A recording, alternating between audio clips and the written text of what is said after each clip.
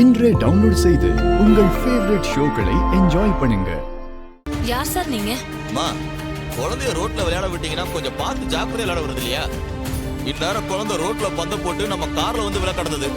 இவர் பார்த்து வண்டி ஓட்டுனதுனால தப்பிச்சது. ஐயோ மன்னிச்சிடுங்க, என் குழந்தைய காப்பாத்திருக்கீங்க. உங்களை நிக்க வச்சு பேசிட்டு இருக்கேனே, உள்ள வாங்க. இல்ல பரவாயில்ல தானே, நான் உன்னை கேட்ட தப்பா எடுத்துக்க மாட்டீங்களா? கேளுங்க சார், என் குழந்தை உயிரை காப்பாத்திருக்கீங்க, உங்களை போய் தப்பா நினைப்பனா? குழந்தை கழுத்துல போட்டிருக்க செயின் நீங்க எப்ப வாங்கினது?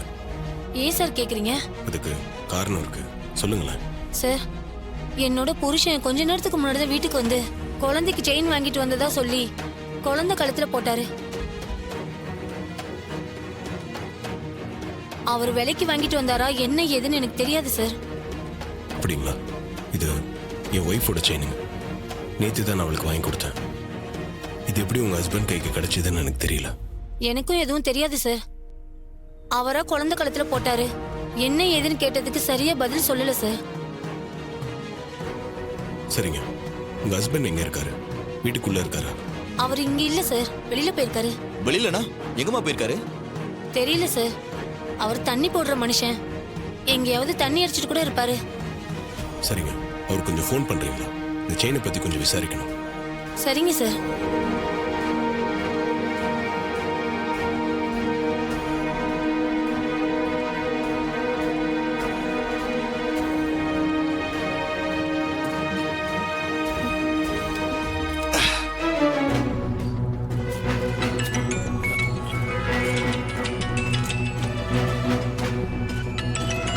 இவளுக்கு வேற வேலையே இல்லை.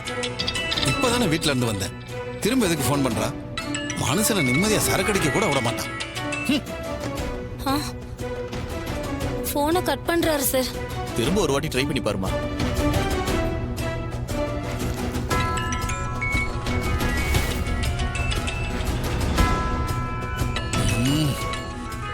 எதுக்கு நோயினான்னு ஃபோன் பண்றான்? இப்ப நான் அட்டன் பண்ணா எங்க இருக்க என்ன பண்றேன்னு கேட்டு உயிரெடுப்பான்.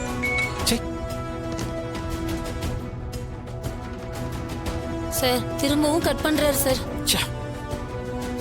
சகல, இப்ப என்னப்பா பண்ணலாம்?